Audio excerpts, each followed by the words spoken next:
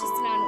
అలాగే మాతో కలిసి వారం వారం పరాశాలను నేర్చుకుంటారని కూడా అనుకుంటున్నాను. ఈ వారం తోరాలో మనం ఒక కొత్త గ్రంథాన్ని నేర్చుకోబోతున్నాం. దాని పేరే వైక్రా. వైక్రా అనగా అతడు పిలిచాను అని అర్థం. లేవ్యాకాండం 1వ అధ్యాయం 1వ వచనం నుండి 5:26 వచనం వరకు ఈ పరాశ భాగం ఉంటుంది. హషేం మిష్కాల్ నుండి మోషే గారితో కోర్బానోత్ కోసం మాట్లాడడంతో ఈ వారం పరాశ ప్రారంభమవుతుంది. కోర్బానోత్ అనగా అర్పణలు అని అర్థం. ఈ అర్పణలు తేడం ద్వారా ఇజ్రాయెల్ ప్రజలు హషేంకు దగ్గరగా అవుతారు. మొదటిగా ఓలా. ఓలా అనగా దహన బలి. దీనిని బలిపీఠం మీద పూర్తిగా దహించి హషేంకు సంపూర్ణంగా అర్పించాలి. తర్వాత మిన్హా. మిన్హా అనగా నైవేద్య అర్పణ. దీనిని గోధుమ పిండి మరియు ఒలివ నూనెతో తయారు చేస్తారు. మూడవది షలామీం. షలామీం అనగా సమాధాన బలి. ఈ అర్పణలో కొంచెం బలిపీఠం మీద కాల్చబడుతుంది.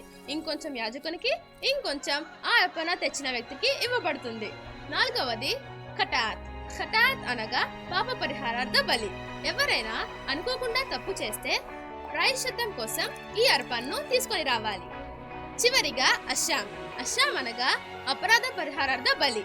ఒక వ్యక్తి పాపం చేశాడో లేదో అని అనుమానంలో ఉన్నప్పుడు ఈ అర్పణను తీసుకొని రావాలి.